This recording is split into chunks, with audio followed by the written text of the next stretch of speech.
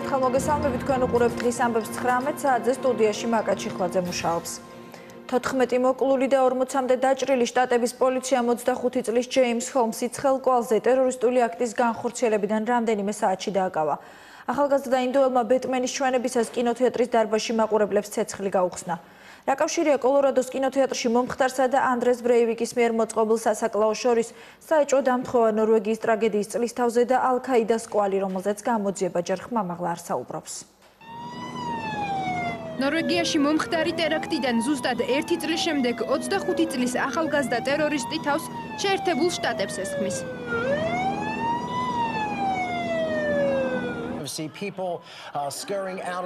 ეს კადრები სამოყვარულო კამერით არის გადაღებული. ის მსოფლიოს თითქმის ყველა წამყვანი ტელეკომპანიის ეთერით გადაიცემოდა. ვიდეო მასალაში კარგად ჩანს თუ როგორ გამორბიან სროლის ფონზე მაყურებლები კინოთეატრის დარბაზიდან. მათი უმეტესობა დაჭრილია. პოლიციამ 14 ადამიანის მკვლელობაში ბრალდებული 25 წლის ჯეიმს ჰოლმსი უკვე დააკავა. წარმოშობით ინდოელი ტერორისტი შემთხვევის ადგილიდან რამდენიმე მეტრში აიყვანეს. მკვლელობაში ეჭვმიტანილის საცხოვრებელი ბინიდან ამოღებულია დიდი რაოდენობით იარაღი და ასაფეთქებელი ნივთიერებები. ქალაქ დენვერის მიმდებარე ტერიტორიაზე ევაკუირებულია მოსახლეობაც. მკვლელობაში ეჭვმიტანილის შემთხვევის ადგილიდან მოშორებით მანქანის სადგომზე ავიყვანეთ. მეორე ეჭვმიტანილის ვერსიაზე ამ დროისთვის არ უმუშაობს. ახალგაზრდა მამაკაცის ბინიდან ჭხრეკისას ამოღებულია იარაღი და ასაფეთქებელი საშუალება. სხვა დეტალები მედიისთვის მოგვიანებით გახდება ცნობილი. სისხლიანი ტრაგედია დენვერთან ახლოს პატარა ქალაქ ავრორას კინოთეატრში ბეტმენის მორიგი სერიის პრემიერაზე მოხდა. პრემიერის დაწყებიდან ზუსტად 1 საათში კინოდარბაზში უცნობმა მამაკაცმა ჯერ ცრემლსადენი კაფსულა ისროლა, შემდეგ კი მაყურებელს სანადირო თოფიდან საფანტი დაუშინა. ტერორისტი შეიარაღებული იყო დენთით, ჩაშხანითა და ცეცხლსასროლი იარაღით. მას ტყვია გამომტარი ჟილეტი ეცოდა, აირწინაღი ეკეთა.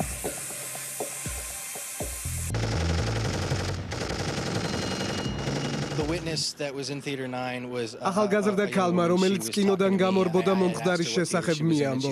მისი აღწერით 40 წლამდე მამაკაცმა, რომლის სიმაღლე 2 მეტრამდე იყო, ჯერ დარბაზის კარი შეანგრია. ისროლა ცრემლსადენი გაზის შემდეგ კინელი ნაბიჯებით დაიწყო ცეცხლსასროლი იარაღით მაყურებლის ჩახოცვა. ტერორისტს რკინის ჩაფხუტი ეხურა და შავებში იყო გამოწყობილი. ეს ნამდვილი სიგიჟე იყო. მე გავიგონე აფეთქების ხმა, თავიდან ვიფიქრე, რომ ეს უბრალოდ ხუმრობა იყო, ან რაიმე ფეიერვერკი. შემდეგ დავინახე, რომ ხალხმა თეატრიდან გაქცევა დაიწყო. შევნიშნე კვამლი. თავიდან პანიკა ნამდვილად არ იყო, ყველა გასასვლელს მიაწყდა. შემდეგ მოვიდა პოლიციაც, ეს ყველაფერი ფილმის სიუჟეტს გავდა. თუმცა სინამდვილეში სამწუხაროდ ფილმი არ იყო. დენვერში მომხდარ საზარელ ფაქტს უკვე გამოეხმაურა ქვეყნის პირველი პირი. ბარაკ ობამამ ავრორას მოსახლეობას მხარდაჭერა აღუთქვა და სამართალდამცველებს საქმის გამოძიება დაავალა. მიშელი და მე შოკირებული ვართ სრულიად მოულოდნელი და საშინელი ტრაგედიით, რომელიც კოლორადოში მოხდა. ფედერალური და ადგილობრივი ძალოვანი უწყებები ჯერ კიდევ გვაწვდიან ინფორმაციას და ჩემი ადმინისტრაცია ყველაფერს აკეთებს, რაც შესაძლებელია, რათა დაზარალებულ ადამიანებს ამ ურთულეს პერიოდში მხარდაჭერა აღმოუჩინოთ. ჩვენ ვიღებთ ვალდებულებას, რომ დავსაჯოთ დამნაშავე, ვინც არ უნდა იყოს ის. ვუზრუნველყოთ მოსახლეობის უსაფრთხოება და ვიზრუნოთ დაშავებულებზე. ჩვენ უნდა გავერთიანდეთ ერთ დიდ ამერიკულ ოჯახად. უნდა ვილოცოთ დაღუპულების უნდა დავუდგეთ გვერდით მათ ოჯახებს, მეგობრებსა და ახლობლებს ამ ურთულეს დროს. გამოძიებას რამდენიმე ვერსია უკვე აქვს. არსებობს ინფორმაცია, რომ ინდოელი ტერორისტი დავალებებს ტერორისტული დაჯგუფება ალ-ქაიდასგან იღებდა.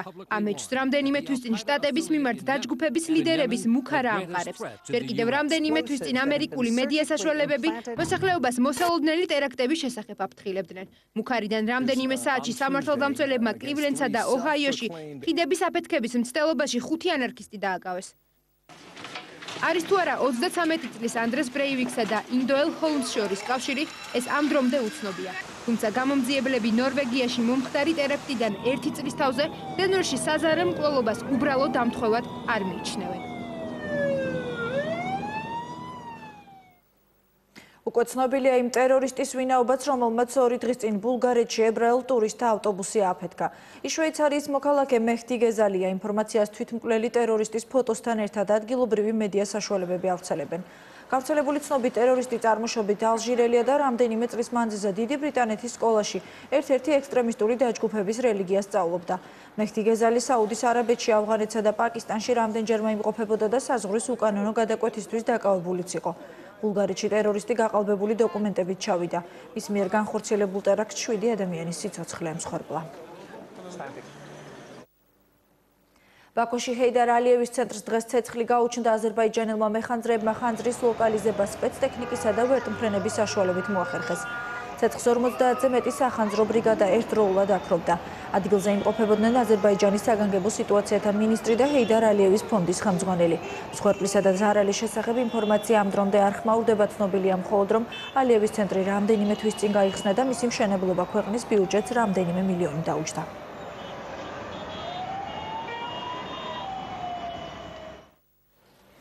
ალექსანდრე ტარანკინისა და დიმიტრი ვოლოშინის ცხედრები თავდაცვის სამინისტროს მიერ სპეციალურად გამოყოფილი ვერტმფრენით მესტიიდან თბილისში უკვე გადმოასვენეს.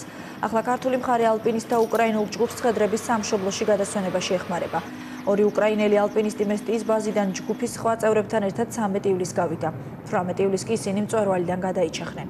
უბედური შემთხვევის პირველივე დღიდან უშბაზზე სასაზღვრო პოლიციის მესტიის შტაბის სწრაფი რეაგირებისა და სამაშველო ბრიგადები მუშაობდნენ. მე ჩემი ძმა და მეგობარი ერთად ვეშობოდით მთიდან, როდესაც ეს ტრაგედია მოხდა.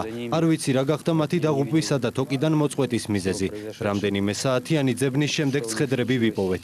მეტი არაფრის თქმა არ შემიძლია. მიუხედავად იმისა, რომ ვერტმფრენის დასაჯდომი ადგილი არ იყო, ამიტომ მაშველებმა თოკებზე დაკიდებულებმა ჩააბეს აღნიშნული მიცვალებულები და გადმოიყვანეს მესტიის რაიონში. ამჟამად გარდაცვლილები არიან ქალაქ ზუგდიდის პროექტურაში. აღმაშენებლის ხევნის მე-3 კილომეტრზე მდებარე დევნილთა საერთო საცხოვრებლის მეოთხე სართულიდან 91 წლის ვასილ ბერელიძე გადმოხდა. ბერელიძე კორპუსში ოჯახთან ერთად ცხოვრობდა, ახლობლების თქმით ის მძიმედ იყო ავად და თვითმკვლელობა ადრეც არაერთხელ სცადა. გამოძიება სუიციდის ვერსიას განიხილავს, თუმცა მომხდარ ფაქტზე საპატრულო პოლიციისა და ექსპერტ კრიმინალისტთა ჯგუფებიც მუშაობენ. ალიშვილი წავიდა წამლებზე, რომ წამალი მოეტანა და ამ შემთხვევაში მოხდა ამ მონაკვეთში ეს. სულ წუწუნებდა, რომ ასეთი ცხოვრება არ მინდა, ასეთი სიცოცხლეო. ტკივილები ქონდა ძალიან მძიმეო და აი მოიფიქრა ალბათ, არ ვიცით.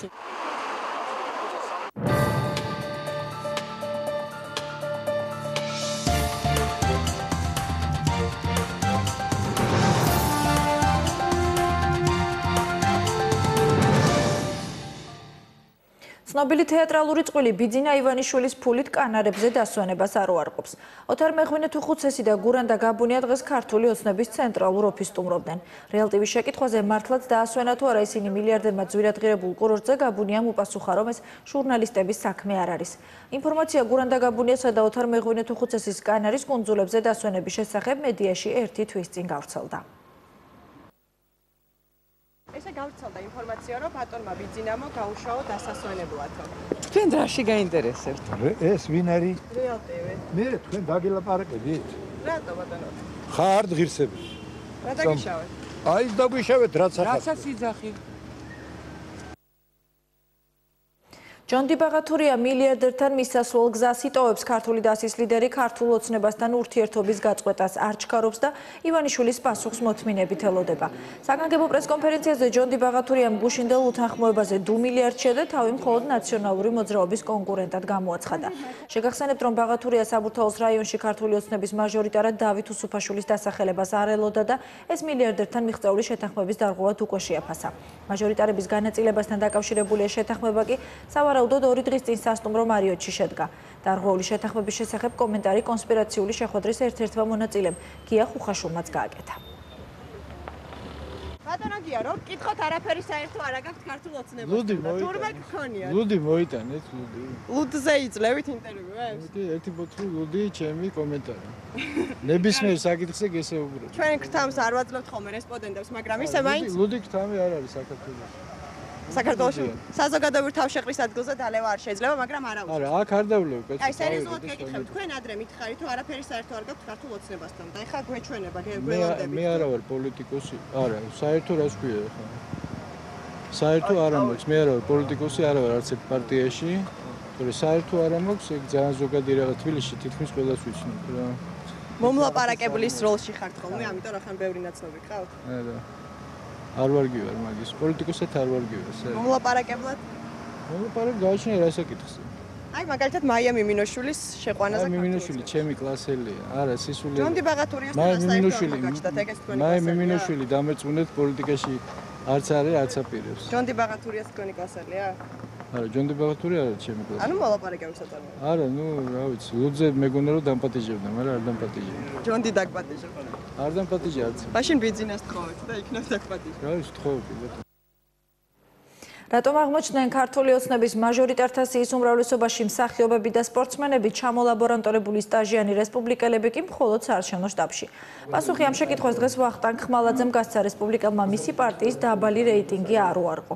განსხვავებული პოზიცია იგივე საკითხზე ასევე რესპუბლიკელმა დავით ზურაბიშვილმა დააფიქსირა. კითხვაზე არიან თუ არა სოზარ სუბარი და ლუკა კურტანიძე თანაბარი ძალის პოლიტიკოსები ის პასუხობს, რომ ეს შეკითხვა დედმამის სიყვარულის გარჩევის ტოლფასია.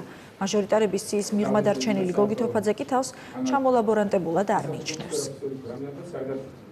კანდიდატების დასახელებისას თან მხოლოდ პოლიტიკური ძალა არ მიიღება მხედველობაში. ეს არის მრავალპარამეტრიანი ამოცანა. ამის გამო ხომ არ მოხდა ეს დაბალი რეიტინგის გამო? ერთ-ერთი ფაქტორი ისიც იქნებოდა. სოზარ სუბარი უფრო კარგი პოლიტიკოსია თუ ლუკა კურტანიძე? დედა უფრო ძმები ბერძენიშვილები ვარიანტია რა.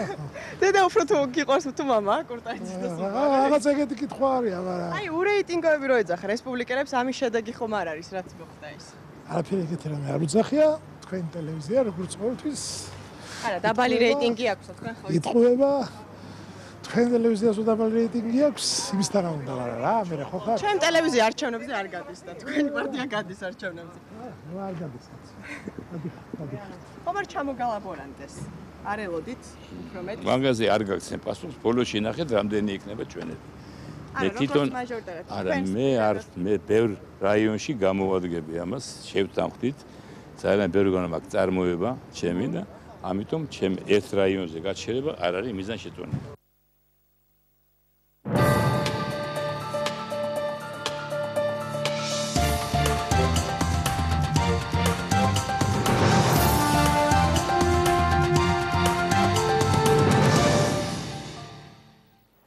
ბულაჩაუში სტიქიის შედეგად მიყენებულ ზარალ სითვლიან სტიქიის შედეგად განადგურებულია მოსავლის დიდი ნაწილი და სახნავს 1000 მიწები.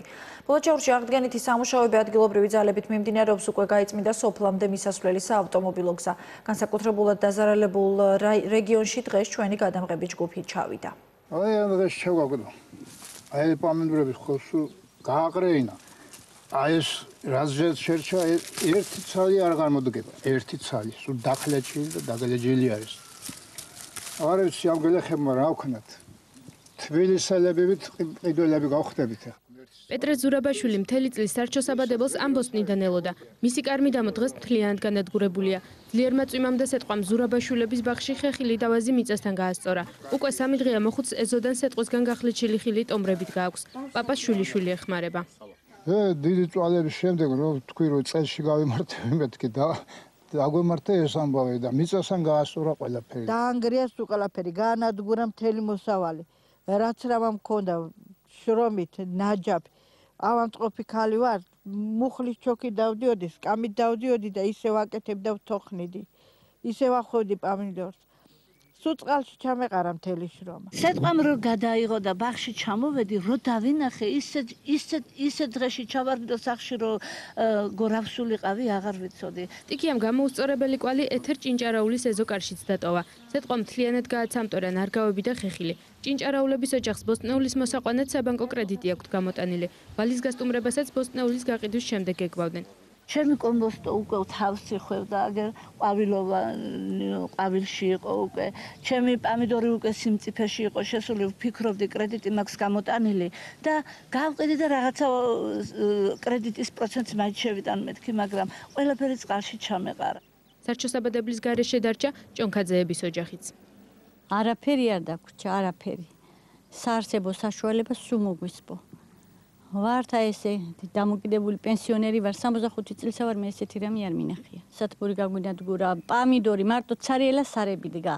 არაფერი, არც პამიდორი, აღარც კიტრი, აღარც ხილი. არაფერი აღარ არის ჩვენს. 17 ივლისს ზემო ბულაჩაურში ძლიერმა წვიმამ და მთიდან წამოსულმა ღვარცოფმა ადგილობრივ მოსახლეობას საკარმიდამო ნაკვეთების გარდა საცხოვრებელი სახლებიც დაუნგრია. სტიქიამ უსახლკაროდ დატოვა ბიბილაშვილებისა და კავთელიშვილების ოჯახები. წვიმა რომ მოვიდა, მთლიანი კედლები დაგვისველი და მყავს წლისა და 8 თვის ბავშვი და ძალიან მეშინია რომ არაფერი არ დაემართოს ბავშვს. სინესტი არის ძალიან ცუდი სუნი, ვერ გაჩერდები სახლში. და შესვლა და ცხოვრება ძალიან რთული არის. როცა გრუხუნებს ხოლმე და წვიმას აპირებს, მთლიანი სახლის უზანზარებს და ძალიან გვეშინია. მთელი ეს კედლები სულ ჩამოირეცხა რა კედლები და მაინტერესა შევედაბლა და ახლა დაბლა ჩამოვიდა. ესე იგი, აქ ის იყო, რა ქვია, ცემენტი ყვარი, არა, იმდენი წყალი დაგროვდა, რომ დაბლა როგორ ჩამომივიდა, გამიკვირდა ძალიან. წვიმამ და მთიდან წამოსულმა ქვაღორღმას სოფლების დამაკავშირებელი გზაც წაიღო. ამ დროისათვის ეს პრობლემა მოგვარებულია და ზემო ბულაჩაურში მოძრაობა მთლიან დაღდგენილია. ფულადი კომპენსაცია სტიქიით დაზარალებულ გლეხებსა და მთავრობის მოლაპარაკებები ბანკებთან. კრედიტებზე დარიცხ 5%-ებს სახელმწიფო გადაიხდის. პრეზიდენტისა და პრემიერის ხელმძღვანელობით სტიქიის ზონაში სალიკვიდაციო შტაბი 24 საათიან რეჟიმში მუშაობს. მიხეილ სააკაშვილს კახეთი ამ დრომდე არ დაუტოვებია. როგორ განაწილდება სახელმწიფოს დახმარება დაზარალებულ გლეხებზე და რა კრიტერიუმებით განისაზღვრება ზარალის ხარისხი? ნახეთ რეპორტაჟი სტიქიის ზონიდან. საქართველოს პრეზიდენტი ამ დრომდე სტიქიის ზონაში რჩება. ქვეყნის პირველი პირი რეგიონისთვის მიყენებულ ზარალს პირადად ეცნობა და მთავრობისთვის მიცემული დავალებების შესრულების პროცესშიც ჩართულია. მიხეილ სააკაშვილი სტიქიის შედეგად დაზარალებულ ოჯახებს სოფელ შალაუში შეხვდა და მათი პრობლემები მოისმინა. როგორც ახლა გულით გიხდი უღრმეს მადლობას კიდე მე ხო თქვენ გიცნობთ ძალიან. თქვენ ის კი არა თავარი ის კი არა. დიდი მადლობა. მე კი არა მომეჩნია. ეს ხალხი დამოგიდეთ, ყველანი ამოგიდეთ თქვენ გვერდზე, ჩვენ ერთმანეთს უნდა ამოვდგეთ გვერდში, კახელები უნდა ამოვდგენ ერთმანეთს, ამოვუძეთ ერთმანეთს, იმიტომ რომ ვისცემა არ ეკნებოდა. კი, მეზობელი მეზობელს. ძალიან გვიყვარხარ მთელი შალაურის, მე მგონი მთელი შალაურის სახელით. თავარი ეხა გადავაგოროთ ეს და ისეთ თელავსაც და მის შემოგარენებსაც ისეთ გავაკეთებთ, რომ მართლა ყველას თვალი დაუდგება. ქვეყნის პირველი პირი დღეს ლაგოდეხის რამდენიმე სოფელში და გურჯაანის რაიონის სოფელ ველის ციხეში იმყოფებოდა, სადაც ადგილობრივ მოსახლეობას შეხვდა. მიხეილ სააკაშვილმა მათთან შექმნილ ვითარებაზე ისაუბრა და პრობლემების გადაჭრის გზები გააცნო. ცნობილია ისიც, რომ პრეზიდენტის განკარგულებით მალე დაიწყება გზის მშენებლობა, რომლითაც ველის ციხე ცენტრალურ მაგისტრალს დაუკავშირდება. ეხა პირველი რაც არის ეს შესაძლებელი მასალა, შემდეგ სასურსათო პაკეტი და სამშაბათს პარლამენტში შევკრიფავთ, მივიღებთ ცვლილებებს მივიჩეჩთ და წამოვა კომპენსაცია, რომელიც ვიღებთ. პლუს ბანკება უკვე გუშინ დაიწყეს. გაკეთეს თქვენი დავალება გუშინ მთელი ღამე იმუშავეს, ვისაც აქვს კრედიტები, მოხდა გაკეთება და გადავადება. ბუნებრივია ჩვენ შედეგი ვიმუშავეთ მომავალ წელს, რომ ეს თვითონ არ დაგაწყვეტ ჩვენ ოჯახს. 19 ივლისის სტიქიამ კახეთის რეგიონში არსებული საჯარო სკოლებიც მნიშვნელოვნად დააზიანა. შენობები, რომელთა უმრავლესობასაც ქარიშხალმა სახურავები გადახადა და კედლები ჩამოუნგრია, დღეს განათლების მინისტრმა პირადად მოინახულა და პედაგოგებს ადგილზე გაესაუბრა. უკვე ბრიგადები შესულია თითქმის ყველა სკოლაში, რომელიც დაზიანდა გუშინ წინ. პრაქტიკულად ჩვენ ვიცით უკვე ზუსტად სად რა დაზიანება. ძირითადად ეს არის სახურავები. დაახლოებით 20-მდე სკოლაა, რომელიც საჭიროებს სასწრაფო რეაბილიტაციას, სახურავები, ფანჯრები ჩამთრეული და ასე შემდეგ. და ეს იქნება ძალიან სულ რამდენიმე დღე გვჭირდება. უკვე მასალები თბილისიდან ნაწილი ჩამოვიდა, ნაწილი მოდის. სტიქიის შედეგად დაზიანდა 12 საჯარო სკოლა. უმრავლეს სკოლას აქვს სახურავი, გადახურვა დაზიანებული, ფანჯრები. მიმდინარეობს მოკვლევა პროცენტული. ქალბატონი ხატია ბრძანდება თელავში 2 დღეა უკვე და იმედია მალე ყველაფერი კარგად იქნება. პირველი სართულის მთლიანი ნაწილი წყლით იყო, ახლა კი წყალი აღარ არის შენობაში და სახურავიდან ფაქტიურად დაასველა მთელი 2 სართული ზემოდან. ქარიშხლისა და ძლიერი წვიმისაგან დაზიანებული საცხოვრებელი სახლები დღესვე მოინახულეს ენერგეტიკის მინისტრმა და მხარის გუბერნატორმა. მათ დაზარალებულ ოჯახებს სასმელი წყალი და პირველადი მოხმარების ნივთები გადასცეს. დასწრება პრაქტიკულად დასრულებული არის უკვე დაახლოებით რამოდენიმე საათში მთლიანად თელავი იქნება აღდგენილი და ასევე თელავის სოფლები. ასევე სამუშაოები მიდის გურჯაანის სოფლებში და გურჯაანის სოფლებიც იქნება დატვირთული, მთლიანად არის უკვე ყვარელი დატვირთული. რაც შეეხება ელექტრომომარაგებას, დღის ბოლომდე მაქსიმალურად შევეცდებით, რომ თელავის დიდი ნაწილი იყოს დატვირთული, დანარჩენი ხვალ და ზეგი იქნება დატვირთული ჯამში. მოსულია როგორც ადგილობრივი სამსახურები, ასევე თავდაცვის სამინისტრო და ქვეყნის სხვა სამინისტროს წარმომადგენლები ასე რომ მიმაჩნია რომ ძალიან მალე უნდა აღდგეს სტაბილური მდგომარეობა. გადახდილია მთლიანად ჭერია გადახდილი და აგერ მიგავს პალატკები დავაფაროთ ამ ეტაპზე და შემდგომ ეტაპზე რა მოხდება ჯერ არ ვიცი. ალბათ გააკეთებენ, ჯერა რომ გააკეთებენ.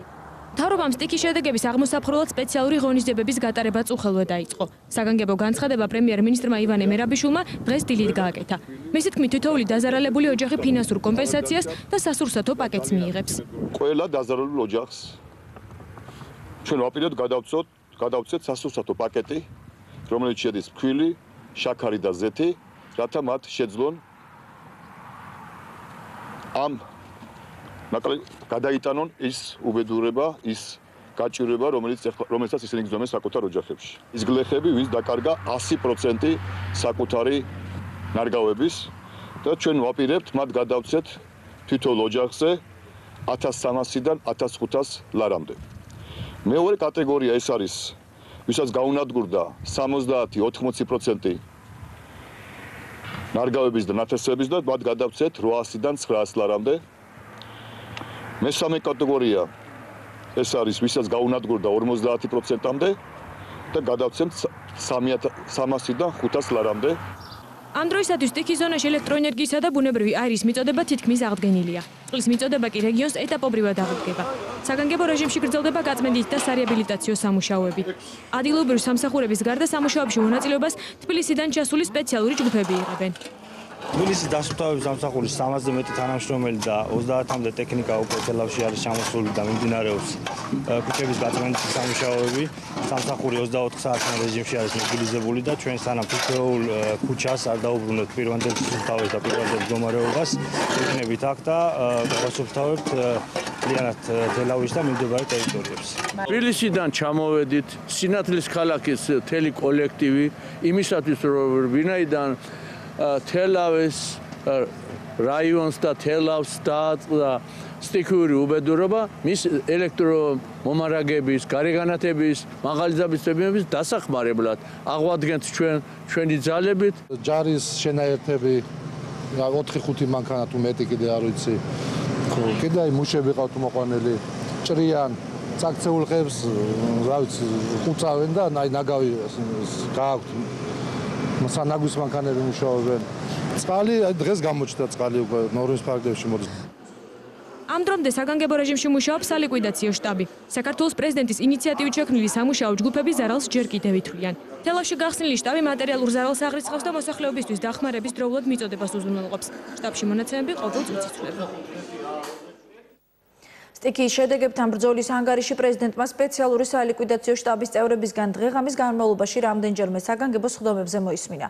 მიხეილ სააკაშვილის განცხადებით, ქართული სახელმწიფო სტიქიასთან ბრძოლაში ასე აქტიურად არასდროს ჩართულა. საქართველოს მთავრობამ შეუძლებელი შეძლო, განაცხადა ქვეყნის პირველმა პირმა. საგანგებო თათბირზე პრეზიდენტმა მინისტრებისგან კონკრეტული ინფორმაცია მოისმინა გაზმომარაგების, ელექტროენერგიისა და წყლის მიწოდების შესახებ. სააკაშვილმა მინისტრებისგან რეგიონში ჩვეული რეჟიმის 2 დღეში აღდგენის პირობაც მიიღო. გუშინ გავიარე თელავში ღამე ნახე რომ სამუშაოები კომუნიკაციების სადგერიც მიდიოდა დიდიდან უნდა გაშლილი იყოს სრული ფრონტი რასაც ახლა მატყობინებენ დავამატეთ რეზერვისტები ჯარისკაცები გაწმენდა დღის ბოლომდე პრაქტიკულად დამთავრდება კომუნიკაციებზე რა ხდება როგორ არის გაზის მხრივ პრაქტიკულად უკვე მთლიანად არის დატვირთული თელავი და სულ რამოდენიმე საათში 1-2 საათში თავიდან ბოლომდე თელავის რაიონი იქნება დატვირთული. გურჯაანი დღის ბოლომდე აღდგება. ყვარელში გაზმომარაგება აღდგენილი არის თავიდან ბოლომდე. რაც შეეხება დენს ნაფარეულის ხარე ღამე გვიანობამდე მუშაობდით და შესაბამისად თავიდან ბოლომდე უკვე აღდგენილია. თვითონ თელავში დაახლოებით 3 საათის განმავლობაში იქნება ჩართული ალაზნის გამზირი, მიმდებარე ტერიტორიები, 9 სართულიანი სახლები. უკვე ჩაირთო ინტერნატის მიმდებარე ტერიტორია და გურჯაანის სოფლებში ვაზისუბანში, ვაჩნაძიანში, შაშიანში მიმდინარეობს ახლა სარეაბილიტაციო სამუშაოები და ხვალ დღის ბოლომდე იქნება ეს სოფლები ჩართული. ანუ ჯამში დაახლოებით 2 დღე დაგჭირდება კიდევ რომ აღვადგინოთ ის ჩვეული რეჟიმი, რა რეჟიმშიც სტიქიამდე ვიყავით. წყალსადენები და ის როგორ ვიცით? წყალსადენები თვითონ ქალაქ თელავში მიმდინარეობს სამუშაოები და შეფერხებები არ იქნება. როდის იქნება წყალი? პრაქტიკულად დღეს ბოლომდე უკვე უზრუნველყოფა. ცისტერნებით დადიოდა წყალი სულ. გუშინ ნახე რამდენი მოვკარით ვარ, მაგრამ ყველა უბანში შევიდა თუ არა, ხო არ უკმაყოფილება. სოფლებში არ არის სამდე მოშლილი თლიანად ეს წყალსადენები და ეს. სოფლებში არსად არ არის ასეთი რაღაცა დაფიქსირებული. დენი გაწყვეტილი სოფლებში? დენი გაწყვეტილი არის სოფლებში, ნუ ძირითადად ყველაზე რთული სიტუაცია ისევ და ისევ ვაჩაძიანში გვაქვს და შაშიანში. როდის აღდგება? 2 დღე გჭირდება კიდევ დამატებით. პრაქტიკულად თავიდან ბოლომდე როგორც ეგეთი ქსელი აღარ არსებობს, იქიდან 0-დან უნდა გავაკეთოთ. კაი, კომპენსაციებს. გამოაცხადე კომპენსაციების ზომა, ვისაც გაუნადგურდა ნათესები 100%-ით, მათთვის არის 1300-დან 1500 ლარამდე, ვისაც 70-80% გაუნადგურდა, მათთვის არის 800-დან 1000-მდე და მესამე კატეგორია 50%-მდე, ვისაც გაუნადგურდა, მას აქვს 300-500 ლარამდე. ამავე დროს, ვისაც კრედიტები აქვს, ყველა კრედიტს გადავავადებთ 1 წლით და პროცენტები არ დაერიცხება, დაერიცხება 0%, პროცენტებს გადაიხდის სახელმწიფო. გარდა ამისა, ჩვენ ვაპირებთ სასურსათო დახმარების გაცემას, რომელშიც შევაფქვილი, ზეთი და შაქარი, რათა შევმზრუნველოთ ჩვენს მოქალაქეებს, გადაიტანონ დანაკარგი, რომელიც მათ მიიღეს. ეს აეფარავს, ასე ვთქვათ, ყველა დაზარალებულს. ყველა დაზიანებულ მსახურებს დავეხმარებით, რომ გადაიხუროს, მობილიზაცია გაკეთდა. საქართველოს ყველა რეგიონიდან ჩამოვიდა ბრიგადა, რაც კი საერთოდ არსებობდა სახურავის შემკეთებელი აჭარიდან, სამეგრელოდან, იმერეთიდან, თბილისიდან, ადგილობრივი ძალები, მასალები, რაც იყო საქართველოში გადმოტვირთულია კახეთში, მიმდინარეობს თურქეთიდან და მეზობელი ქვეყნებიდან და დაჩქარებული ტიპით შეძენა იმ მასალების, რათა მოხდეს სახურავის გადახურვა. ამავე დროს მინდა ეხლა მიმდინარეობს ამ წუთებში მიმდინარეობს დარიგება შესაწამლი მასალების, ანუ შხამქიმიკატების, რათა მოხდეს დაზიანებული ვენახების შეწამლა, სადაც ვერ მოხერხდება ჩვენი ტექნიკის შეყვანა, ჩვენ ვარიგებთ დიზელის საწვავს, რათა გლეხებმა სრულად მოახერხონ და გადაარჩინონ ის ვენახები და სხვა მრავალწლიანი არგავები, რომ მომავალ წელს მათ კონდეთ ნორმალური მოსავალი. ეს კომპენსაციები ვიღაცას თრიანთან აუნაცხაურებს, ხა ვისაც ცოტა ქონდა ძალიან ნაკვეთი და ყველაზე გაჭირვებული ვინც არის, იმას თრიანთან აუნაცხაურებს დანაკარგს, მაგრამ რა თქმა უნდა, დიდ ნაწილს თრიანთან ამას ვერ გადაუფარავს. ეს შეუძლებელიც იყო, მაგრამ მინიმუმ იმისთვის არის კარგი, რომ რაც ფული აქვს ჩადებული, იმის ნაწილი უმეტესი ამოიღოს, ეს უკვე შემსუბუქება ამ ხალხისთვის, წინააღმდეგ შემთხვევაში გაჭირვებას არ რჩებოდა ერთ-ერთზე საერთოდ. სახელმწიფოს აქვს ის რესურსები, რაც აქვს, ჩვენ მართლა იმ პირობებში, როცა ბიუჯეტი გადანაწილებულია და პარლამენტის დამატებით მოწვევა გვიხდება ამისთვის, მართლაც მთავრობამ მოახერხა თითქმის შეუძლებელი ამ სახსების მოძებნა.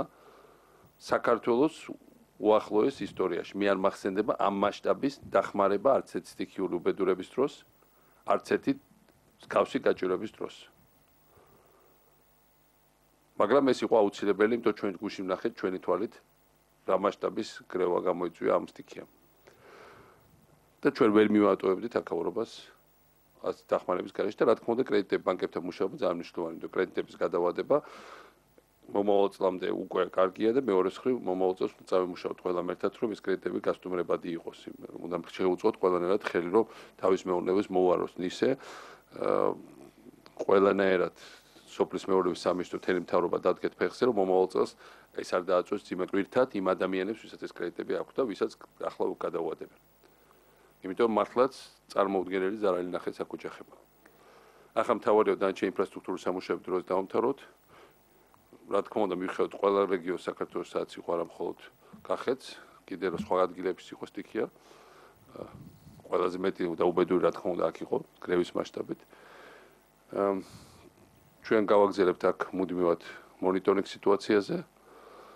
მთავრობის დიდი ნაწილი შემდეგ დღეები გააგრძელებს აქ მუშაობას. და მთავარია ახლა ყველაფერს, რასაც ჩვენ აქაურ საზოგადოებას დავპირდით 1 საათის დაგვიანებაც არ იყოს, ყველაფერი მიიღონ იმ ვადებში, როგორც დავპირდით. როგორც ხალხი ჩვენგან ელეს. ჩვენგან ხალხი ელეს, რომ როგორც წესი ჩვენ ამას ვასრულებთ ხოლმე. ამიტომ ამჯერადაც ამ ფორს-მაჟორულ გარემოებებში უნდა შევასრულოთ ყველა ეს დაპირება ბოლომდე. ყველა ეს ჩვენი მოქმედება უნდა იყოს კოორდინირებული იმ ვადებში, როგორც ჩვენ გამოვაცხადეთ.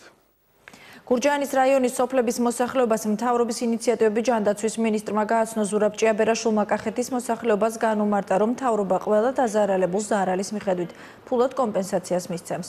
დარიგდება საწვავი, შხამქიმიკატები, ასევე ფქვილი, შაქარი, ზეთი და სხვა საკვები პროდუქტები. მინისტრი მოსახლეობის პრობლემებსაც გაეცნო და მათი მოგვარების გზებზეც ისაუბრა. ზურაბ ჭიაბერაშვილის განცხადებით, სტიქიის შედეგების ლიკვიდაციამდე მთავრობა რეგიონში დარჩება და სამუშაოებს პირადად გააკონტროლებს. მთავრობა ჯერჯერობით ყველაფერში გვერდში გვაძლევენ შხამქიმიკატებს, გვაძლევენ აგერ რაღაც საჭმე, ზეთი, ფქვილი, კომპენსაცია იქნება, რომ დროებით რაღაცა ვიგრძნო. ზიანი მოგვაყენა ყველა რომ დიქია მართალია. მინისტრმა გვესაუბრა, რომ გაგვინახდებთ რაღაც პროცენტ ფქვილი დებეხმარება ზეთი და ყველაფერი და ანადგავრებად იქნება რა პროცენტი არის გაფუჭებული დაზიანებული მამული. ეხლა აქ რიგდება შხამქიმიკატები იმისათვის რომ გადავარჩინოთ რა რისი გადარჩენა შეიძლება რომ დროულად შეიწამლოს.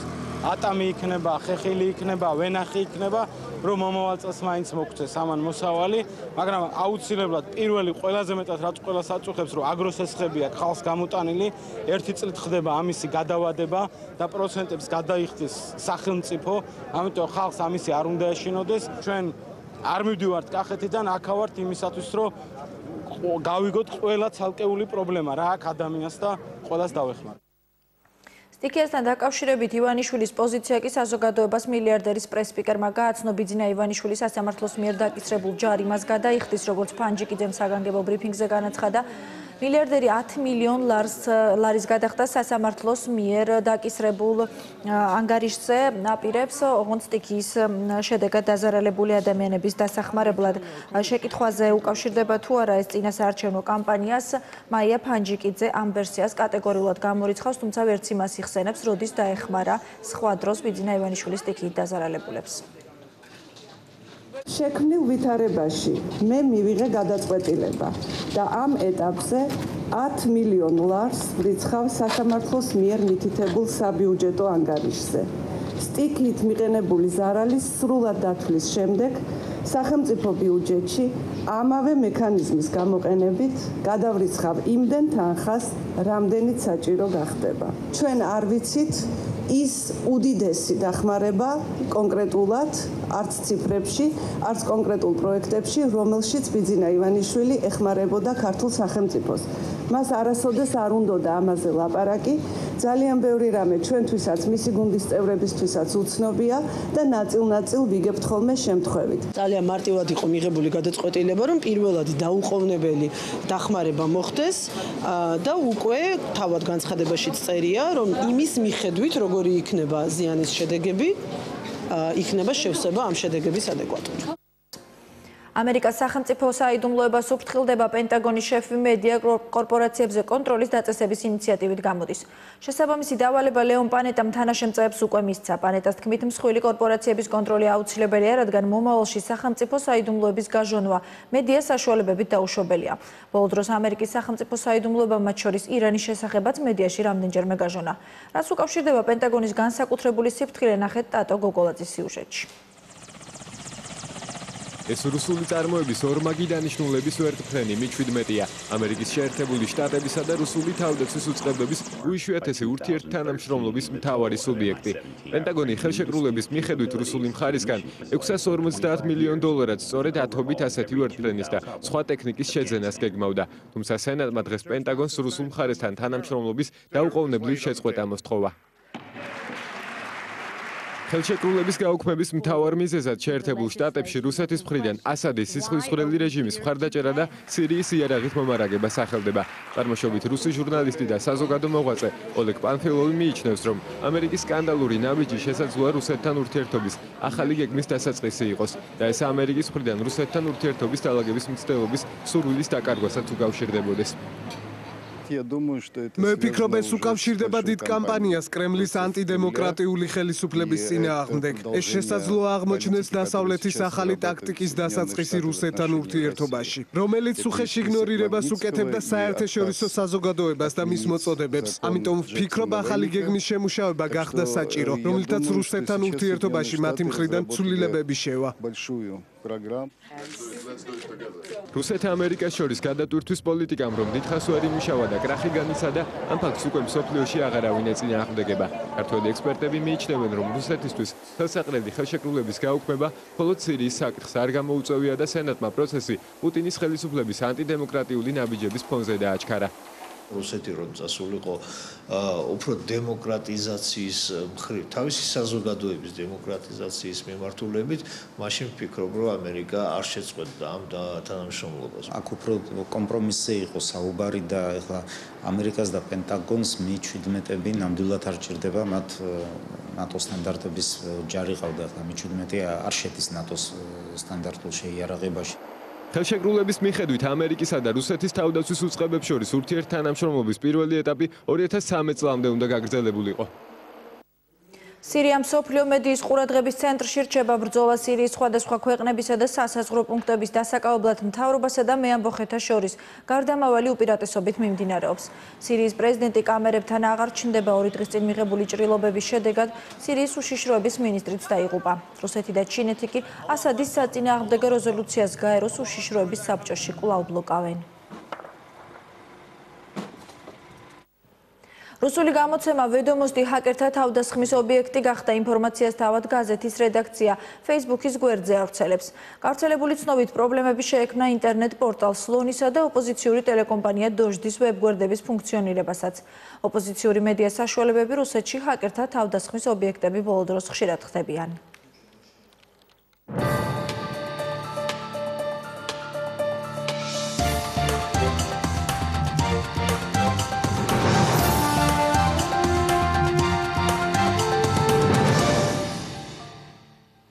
ეკონომიკისა და მდგრადი განვითარების მინისტრმა ფოთის საზღვაო ნავსადგურის ობიექტები დაათვალიერა და იქ დასაქმებულ ადამიანებს გაესაუბრა.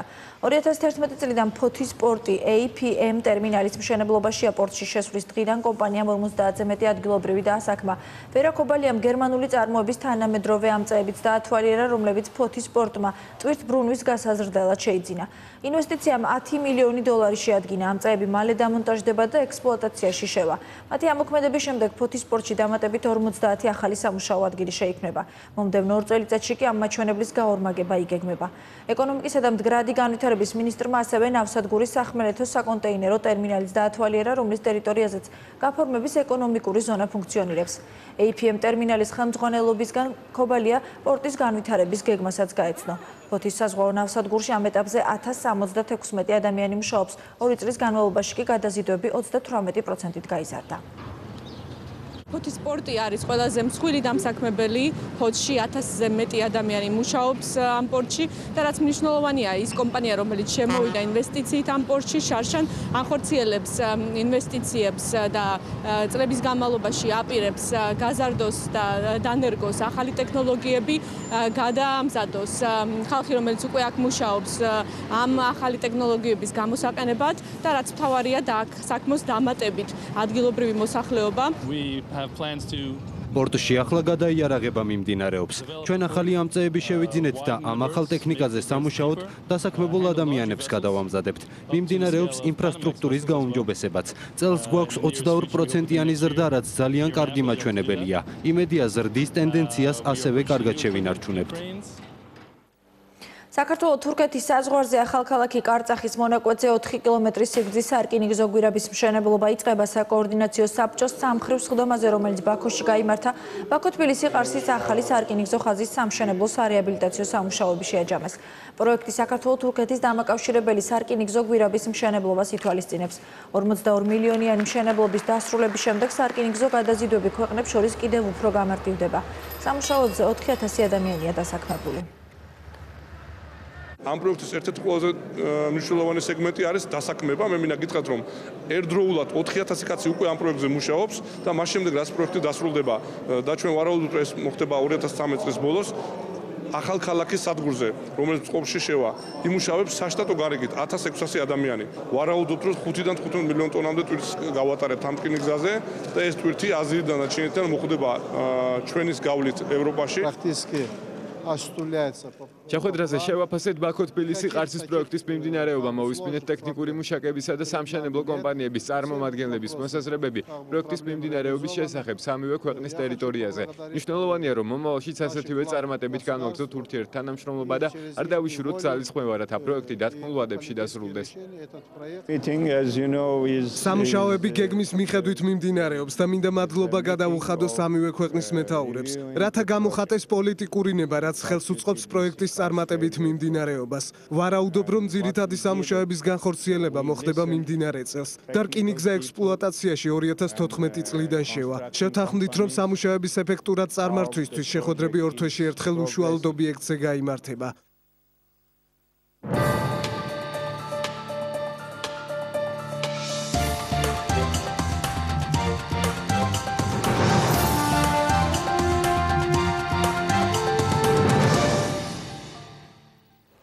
რუსეთის პოლიციამ ყაზანში მომხდარ ორმაგ ტერაქტში ეჭვმიტანილი 4 ადამიანი დააკავა. ინფორმაციას საგამოძიებო კომიტეტი ავრცელებს. უკვე ცნობილია დაკავებულთა ვინაობაც, ისინი ცნობილი ბიზნესმენები არიან. თავდასხმის ერთ-ერთ მთავარ მოტივად სულიერი ლიდერის წინააღმდეგ მიმართული ვახაბიტების კამპანია ითვლება. როგორც ცნობილია, გუშინ თავდასხმა თათრეთის სულიერ ლიდერსა და მის თანაშემწეზე განხორციელდა. ეს უკანასკნელი ტერაქტის შედეგად ადგილზე გარდაიცვალა. სულიერი ლიდერი კი ამ დრომდე მძიმე მდგომარეობაშია და საავადმყოფოში რჩება.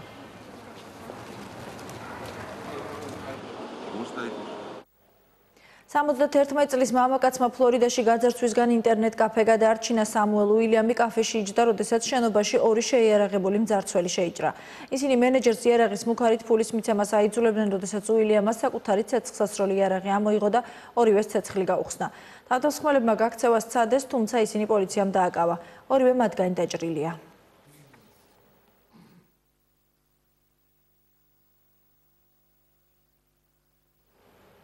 UEFA-ს ევროპის ლიგის გათამაშებაზე წარმატებით დაიწყო ასპარეზობა გორის დილამ. საქართველოს თასის მფლობელი კლუბი ასპარეზობის მეორე საკვალიფიკაციო ეტაპიდან ჩაერთო, სადაც დილას მეტოქე დანიური ორქუსია.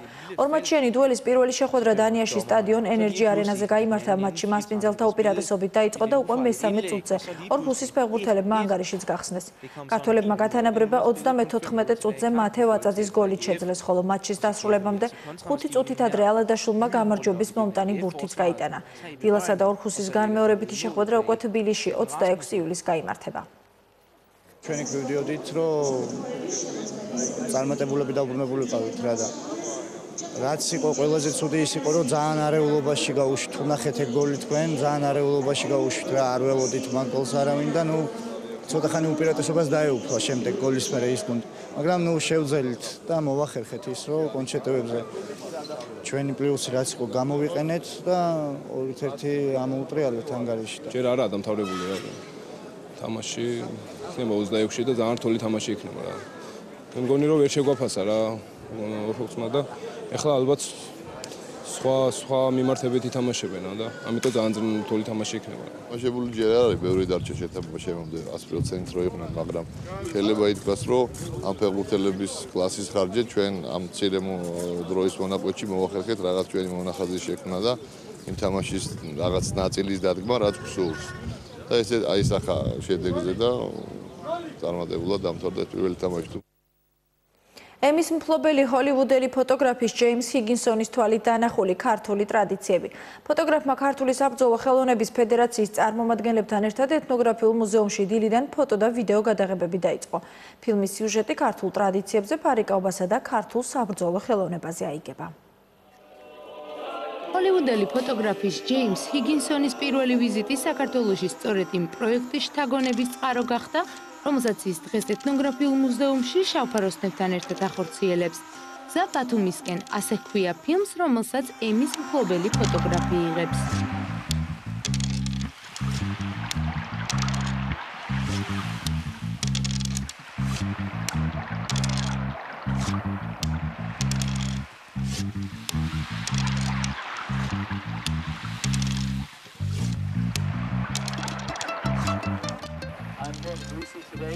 საქართველოში ჩამოსვლისთანავე მოვიხიბლე ქართული ტრადიციებით. ამიტომაც გაჩნდა იდეა შემექმნა მხატვრული ფილმი საქართველოზე. შავნაბადას ბიჭებთან ურთიერთობა სასიამოვნოა. ისინი ნამდვილი პროფესიონალები არიან, ამიტომ მათთან მუშაობა ჩემთვის არანაირ სირთულეს არ წარმოადგენს. ჰოლივუდის ერთ-ერთი ცნობილი ფოტოგრაფი ჯეიმს ჰიგინსონი საქართველოს ჩამოვიდა. აინტერესებდა საქართველოს კუთხეები და საინტერესო ხალხი. თარხა სტუდიოს მეშვეობით ჩვენ დაგვიკავშირდნენ და მოხდა პირველი გადაღება მარტში იყო, ხოლო ეხლა უკვე მეორე ჩამოსვლა არის და მეორე გადაღება მიმდინარეობს. სიუჟეტი ქართულ ტრადიციებზე, მოგზაურობაზე და სიყვარულზეა. გადაღებები ჰოლივუდელმა ფოტოგრაფმა ბათუმში, ფოთსა და ქუთაისში უკვე დაასრულა. ამჟამად მიმდინარეობს საცდელი გადაღებები. ბატონი ჯეიმს ჰიგინსონი, ცნობილი ფოტოგრაფი ჩამოსულია საქართველოში. მას განზრახული აქვს, რომ გადაიღოს საქართველოში ფილმი, როგორც თვითონ აღვიწერა მის შინაარსს დაახლოებით იქნება ესეთი, რომ თბილისიდან ბათუმში მოგზაურობს წყვილი და ეცნობა კულტურული მოგზაურობა არის. ჩვენი მხრიდან შეგვაქვს წვლილი ამ ფილმის გადაღებაში წარმოაჩენთ ქართულ საბრძოლო ხელოვნებას. აქ იქნება წარმოდგენილი ხევსურული ფარეკაობის სხვადასხვა ელემენტები. ფილმი იქნება საქართველოს შესახებ. სიუჟეტი ვითარდება ბათუმში, საიდანაც იწყება მოგზაურობა, ასე ვთქვათ, სიზმარის მსგავსი, ანუ სიუჟეტი იქნება. ჯეიმს ჰიგინსონი ჰოლივუდში 17 წლის განმავლობაში მუშაობდა. მისი გამოფენები მსოფლიოს თითქმის ყველა ცნობილ გალერეაში ეწყობა. საქართველოში გადაღებული ფოტოების და ფილმის პრეზენტაციას ხელოვნების მოყვარულები სულ მალე იხილავენ. მანამდე კი ჰიგინსონი საქართველოში მოგზაურობას განაგრძობს.